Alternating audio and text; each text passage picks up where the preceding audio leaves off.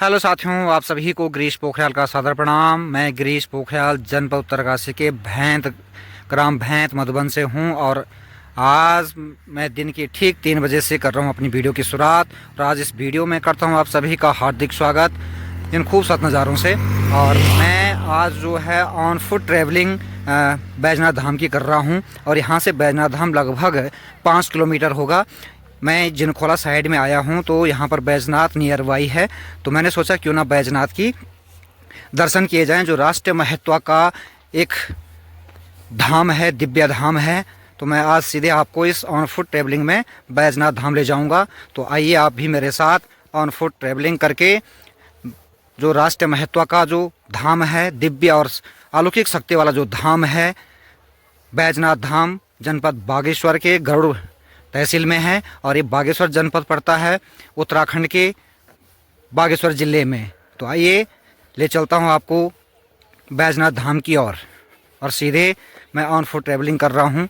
और यहाँ पर जो गांव हैं इसके बहुत सी सुंदर नज़ारे हैं और सीधे आपको ये सीधी रोड जोड़ती है बैजनाथ धाम को। और यहाँ से मैं चलते चलते दूसरे गांव में आ गया हूँ। जिनखोला से लेके मैं चला हूँ ऑन फुट और सीधे पहुंच गया हूं यहाँ पुल पे। ये पुल है और यहाँ पे ये गोमती नदी बह रही है और जो बैजनाथ धाम है वो भी गोमती नदी के तट पर है। और सामने से यहाँ से ये गोमती नदी बह रही है और ये सीधे बागेश्वर में सरयू नदी से मिलती है। वहीं पे सरयू और गोमती का संगम है। सामने यहाँ पर बहुत सुंदर नज़ारे दिखाई दे रहे हैं। ऊपर ऊपर तक गाँव बसे हुए हैं और यहाँ पे भी खेतों एकदम समतल खेत हैं। यहाँ पर सारे सिंचित खेत हैं, तालाब खेत हैं। क्योंकि तालाब मैं इसलिए बोलता हूँ क्योंकि कुमाऊं में जो खेत होते हैं उनको 2 नाम से पुकारा जाता है। एक उपराव होता है, एक तालाब होता है। उपराव का मतलब होता है कि जहाँ पर असिंचित ज़मीन होती है और तालाब का मतलब होता है कि जहाँ पर सिंचित खेती होती है। तो मैं आप सभी को आज इस क्षेत्र की बहुत सुंदर नज़ारों से और एक दिव्य और अलौकिक शक्ति वाले धाम के दर्शन कराऊँगा। आप वीडियो में अंत तक बने रहें और यहाँ के सुंदर नज़ारों का आनंद लेते रहें।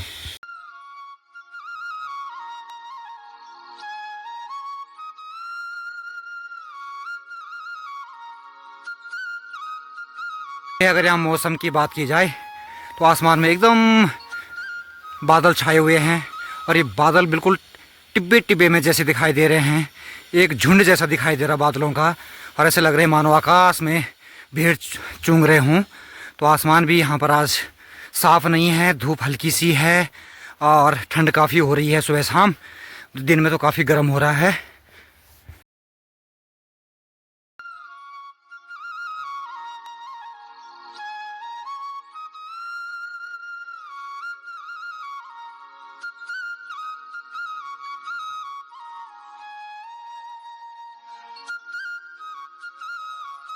सामने जो ये बस दिखाई दे रही है ये रोड सीधे बागेश्वर पहुंचती है। और वे सामने हिमालय में वह बादल छाए हुए हैं, हल्की हल्की बर्फ दिख रही है आज। और यदि आसमान साफ होता तो यहाँ पर एकदम सफ़ेद चादर जैसे ये पर्वत दिखाई देते, पहाड़ी दिखाई देती है। ये पर्वतों की श्रृंखला, छोटी छोटी पर्वतों की श्रृंखला यहाँ पर है।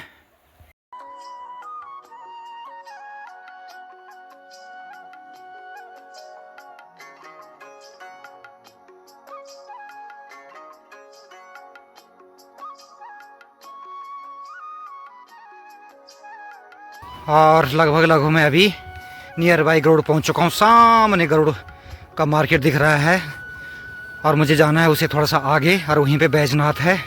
सामने नीचे जो है काफ़ी प्लेन खेत दिखाई दे रहे हैं, सारे तालाबों खेत है, सिंचित खेत हैं। तो ये है गरुड़ ब्लॉक के यहाँ पर जो ज़मीन है, कृषि से संबंधित जो ज़मीन है, कृषि क्षेत्र जो ज़मीन है वो यहाँ पे सामने दिखाई दे रही है। बहुत सुंदर सुंदर गेहूँ की फसल यहाँ पे हो रही है।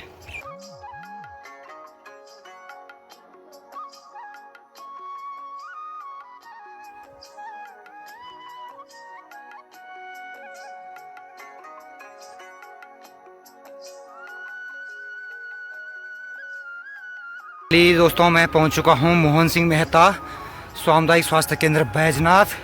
तो मैं बैजनाथ के पास पहुंच चुका हूं। ये सामने हॉस्पिटल है बैजनाथ का और मैं ऑन फुट ही चल रहा हूं भाई, कहीं सड़कों के रास्तों से तो कहीं शॉर्ट रास्तों से। और आज मेरी ये ऑन फुट ट्रैवलिंग है लगभग 5 किलोमीटर की।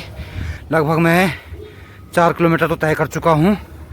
अब 1 किलोमीटर बचा है मेरे, और यहाँ से सामने भाई, यहाँ देखिए सामने बैजनाथ है, यहाँ जाना मुझे, लेकिन मैं इसके वार हूँ। और यहाँ पर से जो है ये पूरी बैजनाथ झील बनी हुई है ऊपर को, तो यही है वो बैजनाथ धाम जिसकी मैं आगे समय से आपसे बात कर रहा था, जिसके दर्शन कराने के लिए मैं आपसे बात कर रहा था। तो ये है गरुड़ तहसील और ये है बैजनाथ की झील। तो ले चलता हूँ आपको सामने जो दिव्य अलौकिक शक्ति वाले प्राचीन काल के पत्थरों में निर्मित मंदिर दिखाई दे रहे हैं, जहाँ पर ये बहुत बड़ा पेड़ है पीपल का, तो वहीं बैजनाथ धाम है। तो मैं अभी वहाँ पर जा रहा हूँ। तो फाइनली दोस्तों मैं पहुँच चुका हूँ गरुड़ मार्केट के बीच में, और ठीक सामने बैजनाथ झील की दाहिनी साइड में, और इस सामने गरुड़ का बहुत ही सुंदर नज़ारे हैं यहाँ से शाम के समय के। अभी धूप तो हल्की हल्की दिख रही है, आसमान में बादल लगे हुए हैं यहाँ पर भाई।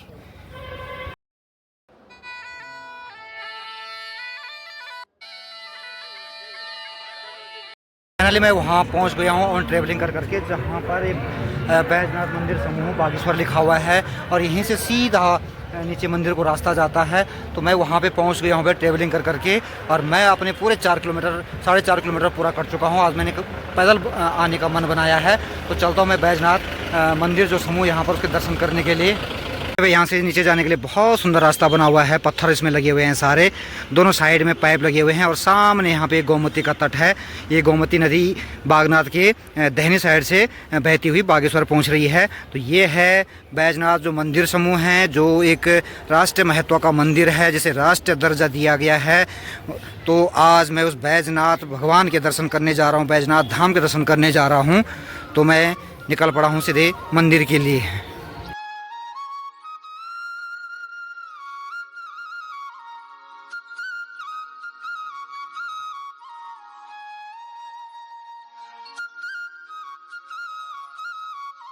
के ठीक नीचे साइड में भाई इस तरह के ये पौधे रोपण किए गए हैं, जो एक शोभावान पौधा होता है, शोभा बढ़ाने वाले जो पौधे होते हैं, पेड़ होते हैं, तो इस तरह से इनको यहाँ पर रोपण किया गया है। और भाई नीचे आने के तो काफ़ी है, लगभग मुझे लग रहा है कि 250-300 मीटर ही है, पर रास्ता एकदम सीधा है, बहुत बढ़िया है। यहाँ कोई भी व्यक्ति आराम से आ सकता है, आराम से जा सकता है। रास्ते से चढ़ने में उतरने में किसी भी तरह की कोई दिक्कत नहीं है। और फाइनली मैं पहुंच गया हूं बैजनाथ धाम का जो प्रमुख द्वार है, जहां पर एक बहुत बड़ी घंटी टांगी हुई है, और यहां से सीधे मैं अंदर प्रवेश करूंगा। और सामने यहां पे ये मंदिर दिखाई दे रहा है, तो ये है बैजनाथ धाम का प्रवेश द्वार। इस तरह से यहां पर बना हुआ है, और मैं सीधे अंदर मंदिर परिसर में प्रवेश करता हूँ। समूह के दर्शन करने से पहले मैं यहाँ पर जो झील बनी हुई है, इस झील के दर्शन कर लेता हूं, और आप सभी को ये जो झील यहाँ पर चारों तरफ बनाई गई है, इसके दर्शन आप सभी को करा लूं। सामने बोटिंग लगी हुई है, तो ये झील इसलिए बनाई गई है कि यहाँ पर जो है बोटिंग इत्यादि के बहुत सुंदर नज़ारे हैं, तो यहाँ पे बोटिंग इत्यादि भी होती है। तो ये है बैजनाथ झील, जो काफ़ी प्रसिद्ध है और एकदम इसको पवित्र माना जाता है। और इस तरह से भाई ये झील बनी हुई है, और उसके चारों तरफ जो है एक सुरक्षा वाल भी लगाई गई है। नीचे तक तो ये काफ़ी दिखाई दे रही है, लेकिन वहाँ नीचे थोड़ा संकरी है, लेकिन इसकी चौड़ाई यहाँ से बहुत ज़्यादा है। और ऊपर तक जहाँ पे ये बोर्ड दिखाई दे रही है, और सामने भाई वहाँ टैक्सी स्टैंड दिखाई दे रहा है, जहाँ पे हम टैक्सी इत्यादि जो है स्टैंड कर सकते हैं। और ऊपर एक गरुड़ बाजार दिख रहा है, और बहुत ही सुंदर नज़ारे हैं यहाँ के। और ठीक ये सामने ऊपर यहाँ पे मंदिरों के समूह बने हुए हैं, जिसके दर्शन मैं आपको अभी कराता हूँ। और ये सीढ़ियाँ हैं झील और मंदिर में आने जाने के। सीधे मंदिर जो मेन मंदिर है उसके यहाँ पे पहुँच रहा हूँ। तो देखिए यहाँ पर जो है इस तरह के जो ये पत्थर हैं, ये आज के नहीं, प्राचीन काल के पत्थर हैं, और इसमें इस तरह की मूर्ति जो है बनी हुई है, या वो उकेरी गई है या अपने आप है, ये तो कहना मुश्किल होगा। लेकिन यहाँ पर इस तरह के बड़े बड़े पत्थर हैं, जिसका वेट कम से कम 5 से 7 कुंटल से कम नहीं होगा। इस तरह के यहाँ पे पुराने पत्थर हैं। ये पत्थर एकदम सपाट हैं, एकदम बड़े अच्छे डिजाइन में यहाँ पे दिखाई दे रहे हैं। तो ये प्राचीन काल के पत्थर हैं, यानी कतूरी जो राजा थे उनके समय के, ये 7वीं शताब्दी 8वीं शताब्दी के बताए जाते हैं। और ये बैजनाथ धाम का जो मुख्य मंदिर है, उसका भी जो गेट है एकदम पत्थरों से बना हुआ है, ऊपर भी पत्थर है, लकड़ी का कोई नाम नहीं इसमें। और मैं सीधे अंदर जाता हूँ। यहाँ पे एक माता जी जो है, जय हो बैजनाथ की जय। तो भाई अंदर जाना यहाँ पे मना है, क्योंकि भाई मंदिर की सुरक्षा के लिए भी कई कानून नियम होते हैं, उसका पालन करना सभी का कर्तव्य बनता है। तो ये प्राचीन काल में जो ये कत्यूरी शासक थे, तो उनके समय के में जो नरसिंह नाम के राजा हुआ करते थे, जो कुमाऊं और गढ़वाल में शासन करते थे, उनके टाइम के ये मंदिर बने हुए हैं और बहुत ही प्राचीन जो कतूरी शैली है उसमें बने हुए हैं। और सामने ऊपर तक आप देख सकते हैं, शायद यहाँ पे अभी अगेंस्ट लाइट है, आगे से दिखाऊंगा क्योंकि ऊपर वो मुझे नाक की तरह दिखाई दे रहा है कि यहाँ से ब्लैक आ रहा है। आज आप सभी को इन सभी मंदिर समूह के बारे में विस्तृत से जानकारी दूंगा। और इस तरह से यहाँ पर आप देख सकते हैं किस तरह की कला है, किस तरह के यहाँ पर ये पत्थरों से निर्मित बने हुए हैं, जो आज की इस वैज्ञानिक युग में इस तरह के पत्थर बनाने बड़ी मुश्किल हैं। और आगे मैं आप सभी को इस बैजनाथ धाम की जो राष्ट्र महत्व का धाम है इसके बारे में आप सभी को एकदम विस्तृत से जानकारी बताऊंगा। तो आइए ले चलता हूँ आपको इन सभी मंदिर समूह के बारे में विस्तृत जानकारियाँ। नागेंद्रहाराय त्रिलोचनाय भस्मांगिरागाय नमः शिवाय नित्याय शुद्धाय दिगंबराय तस्मै नकाराय नमः शिवाय तस्मै नकाराय नमः शिवाय। सर्वप्रथम भगवान भोले शंकरनाथ के श्री चरणों में प्रणाम करते हुए इस बैजनाथ धाम को प्रणाम करता हूँ। और प्रणाम करते हुए आप सभी को अवगत कराता हूँ कि बैजनाथ धाम लगभग 1000 वर्ष से भी पुराना है। और इस धाम के बारे में कहा जाता है कि ये धाम सिर्फ एक ही रात में बनाया गया था। जितना भी मंदिर परिसर है, जितने भी इसमें मंदिर समूह बने हुए हैं, वो सिर्फ एक ही रात में बनाए गए थे। बैजनाथ धाम उत्तराखंड का एक ऐतिहासिक और एक पावन धाम है।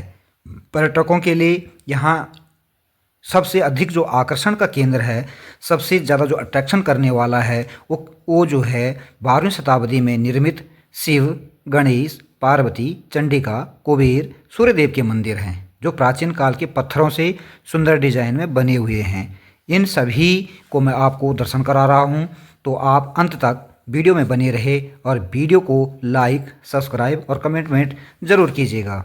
बैजनाथ धाम के दर्शन करने से पहले मैं आप सभी को बता दूं कि बैजनाथ धाम आप कैसे पहुंच सकते हैं, कहां से पहुंच सकते हैं।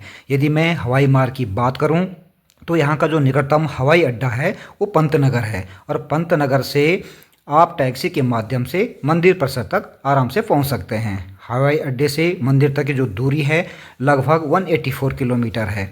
और यदि रेल मार्ग की बात की जाए तो यहाँ का निकटतम रेलवे स्टेशन काठगोदाम है, जहाँ से आप टैक्सी के माध्यम से मंदिर परिसर में पहुँच सकते हैं। और यहाँ से दूरी लगभग 150 किलोमीटर की है, यानी 150 किलोमीटर।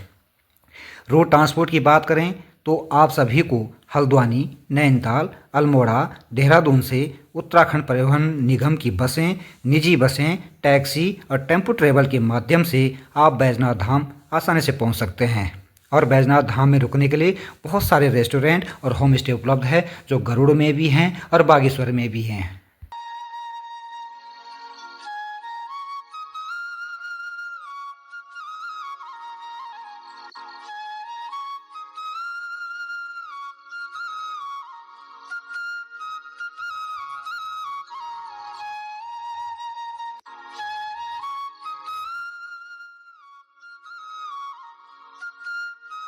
ये थी जो बैजनाथ धाम में पहुंचने के जो साधन हैं, हवाई मार्ग हो चाहे रोड ट्रांसपोर्ट हो और जो रेल मार्ग है। और इसके बाद मैं आपको बताऊंगा बैजनाथ धाम का जो इतिहास है वो क्या रहा है। और ये वीडियो जो हमारी ग्रुप से की तैयारी कर रहे हैं सभी स्टूडेंट के लिए बहुत ही महत्वपूर्ण होने वाली है।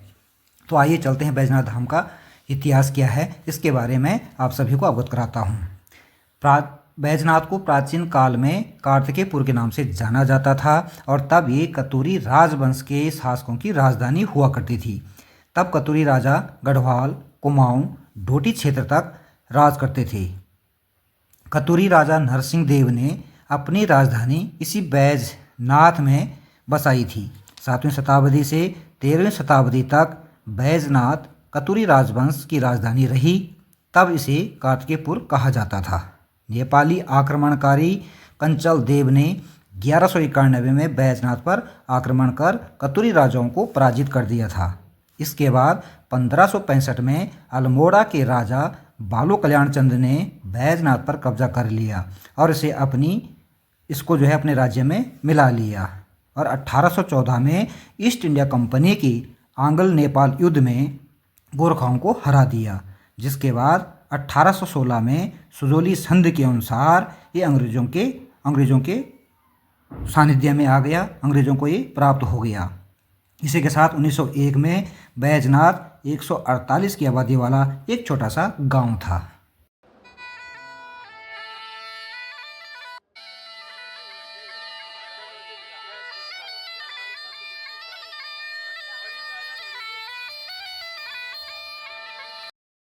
यहाँ पर जो सामने मंदिर दिखाई दे रहा है, इसी मंदिर के अंदर ही भगवान भोलेनाथ की पूजा की जाती है। यहीं पर भगवान भोलेनाथ को जल चढ़ाया जाता है। ओम नमः शिवाय, ओम नमः शिवाय, ओम नमः शिवाय। इस पावन धाम में, इस पवित्र धाम में, यहाँ की पवित्र भूमि को स्पर्श करने के लिए, इन मंदिर समूहों के दर्शन करने के लिए, इन मंदिर समूहों की जो कला है, संस्कृति है, देखने के लिए हर दिन रोजाना यहाँ पर हजारों श्रद्धालु आते रहते हैं, भोलेनाथ शंकर भगवान के दर्शन करते रहते हैं। और यहाँ पर तो मंदिर समूह है जिसमें विभिन्न देवों के मंदिर यहाँ पर विराजमान हैं। और सबसे जो यहाँ पर अट्रैक्शन करने वाली बातें हैं, चीज़ें हैं, वो मंदिर की जो संस्कृति है, मंदिर की जो कला है, वो विशेष कला से बनाया गया है। और ऐसी कला अब तो देखने को कहीं भी देखने को नहीं मिलती है, क्योंकि आज तो अधिकतर मंदिरों में जो टाइल्स लग रहे हैं और सीमेंटेड बन रहे हैं, जिसमें किसी भी तरह का कोई अट्रैक्शन नहीं होता है। लेकिन ये मंदिर समूह हमारी संस्कृति है, हमारी धरोहर है, और वास्तव में ये देखने लायक है। और पीढ़ी दर पीढ़ी के बाद तो ये और भी अट्रैक्शन के सेंटर बन जाएंगे, क्योंकि इस तरह की संस्कृतियाँ, इस तरह की कला अब कहीं भी देखने को नहीं मिलती है। तो ये है उत्तराखंड के बागेश्वर में बैजनाथ धाम का बहुत ही सुंदर दिव्य दर्शन और बहुत ही पवित्र भूमि। मैं इस भूमि को बारंबार प्रणाम करता हूँ। गंगाधराय शिव गंगाधराय, हर हर बोले नमः शिवाय। ओम जटाधराय, ओम जटाधराय, हर हर बोले नमः शिवाय। ओम ओंकाराय नमः, ओम ओंकाराय नमः, हर हर बोले नमः शिवाय।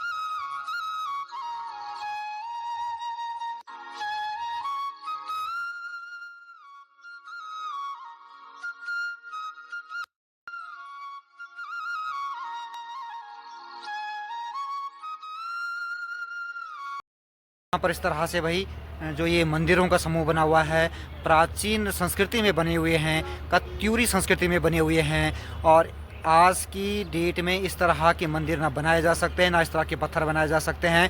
और यहाँ पर कई तरह की मूर्तियाँ भी पत्थरों में बनाई गई है। अब ये अपने आप बनी है या बनाई गई है, इसका तो मैं कुछ नहीं कह सकता हूँ, लेकिन इन मंदिरों में मतलब नीचे से लेके ऊपर तक जिस तरह की आकृति बनी हुई है मन को बहुत आकर्षित कर रही है। और वास्तव में एक प्राचीन काल की जो शैली थी, जो संस्कृति थी, वो हमें आज दिखाती है कि किस तरह की संस्कृति उस समय थी और किस तरह के उस समय के लोग थे, किस तरह की बुद्धिजीवी लोग थे। और एक कत्यूरी जो राजा हुए हैं, उनके शासनकाल में, उनकी यहाँ राजधानी थी, तो उनके शासनकाल में इस तरह के ये मंदिर बनाए गए हैं। तो बहुत ही सुंदर और दिव्य और भव्य हैं। और आप सभी को मैंने आज जो राष्ट्रीय महत्व का जो धाम है बैजनाथ धाम जनपद बागेश्वर में, इन सभी मंदिर समूह के आपको दर्शन कराए। और ये सभी मंदिर यहाँ पर अलग अलग प्रकार से बने हुए हैं और इनकी बहुत ही सुंदर दिव्य और अलौकिक शक्ति भाई मन को आकर्षित कर रही है। तो यहाँ बहुत ही शांत वातावरण है और सामने यहाँ पर जो है झील भी बनी हुई है नीचे, जहाँ पर बहुत सारे लोग आ रहे हैं, झील में बोटिंग का आनंद ले रहे हैं। और यहाँ पर भाई एक नहीं, दो नहीं, हज़ारों श्रद्धालु आते रहते हैं, क्योंकि ये बैजनाथ धाम काफ़ी प्रसिद्ध है। तो ये है बैजनाथ धाम का दिव्य और अलौकिक दर्शन आप सभी को करवाए। और बैजनाथ धाम दर्शन करने के बाद मैं निकल रहा हूँ सीधे वापस बागेश्वर को, और सीधे झील के किनारे किनारे निकल रहा हूँ मैं। तो बहुत ही सुंदर दृश्य है इस झील का भी। और झील में तो ऐसा लग रहा है कि पता नहीं नीचे क्या ऐसे सफ़ेद सफ़ेद कलर के जो है कुछ टिपके जैसे दिखाई दे रहे हैं, जबकि ऊपर आसमान में वो बादल हैं और बादलों की जो परछाया है वो इस पानी में पड़ रही है। एकदम ग्रीन पानी है यहाँ का, साफ और स्वच्छ पानी है।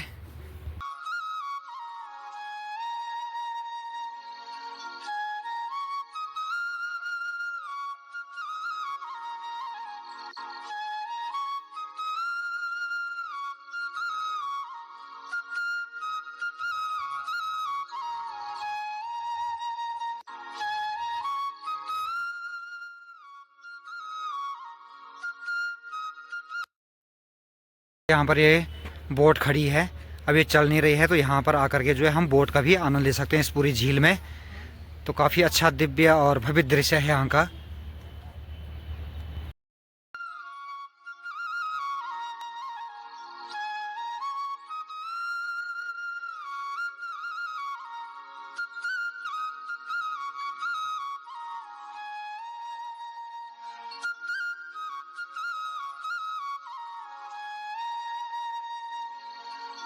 हमने वह ये टैक्सियों के लिए पार्किंग बनाई गई है, या जैसे जो भी पर्यटक यहाँ पे आते हैं उनकी जो पर्सनल वाहन होते हैं वो इसके ऊपर इसके बीच में, इसके नीचे आराम से यहाँ पे पार्किंग कर सकते हैं। तो यहाँ पे पार्किंग की कोई दिक्कत नहीं है। और ये वाला रास्ता भाई सीधे ऊपर सड़क में जाता है। मैं बैजनाथ चौराहे पे पहुँचने वाला हूँ। अभी मैं दूसरे रास्ते से आया हूँ, आगे समय तो मैं मंदिर के मुख्य गेट से अंदर आया हूँ, लेकिन अभी मैं झील के किनारे किनारे होते होते बैजनाथ जो चौराहा है वहाँ पर पहुँचने वाला हूँ। सामने यहाँ पर भाई इस तरह के स्टे बनाए गए हैं बैठने के लिए, ताकि यहाँ से शाम के समय या रात के समय में झील का पूरा सौंदर्य दिखाई दे। मैं पहुँचने वाला हूँ बैजनाथ चौराहे पे, जहाँ पर से एक रोड जो है ग्वालदम होते हुए देहरादून जाती है, रुद्रप्रयाग कर्णप्रयाग होते श्रीनगर होते हुए, और एक ये वाली रोड जाती है अल्मोड़ा हल्द्वानी को, और एक जा रही है बागेश्वर को। तो ये है बैजनाथ चौराहा, जहाँ पे चारों तरफ रोड जाती है, इसलिए इसको चौराहा बोला गया है बैजनाथ। ये थी आज मेरी एक बैजनाथ धाम की पैदल यात्रा, और मैं बैजनाथ धाम की दर्शन करके आ गया हूँ। और इसी के साथ आज इस वीडियो का समापन करता हूँ, और मिलते हैं कल पुनः एक नई वीडियो के साथ, एक नई ज्योति के साथ। तब तक के लिए आप सभी को बाय बाय, राम राम, जय हिंद, जय देवभूमि उत्तराखंड।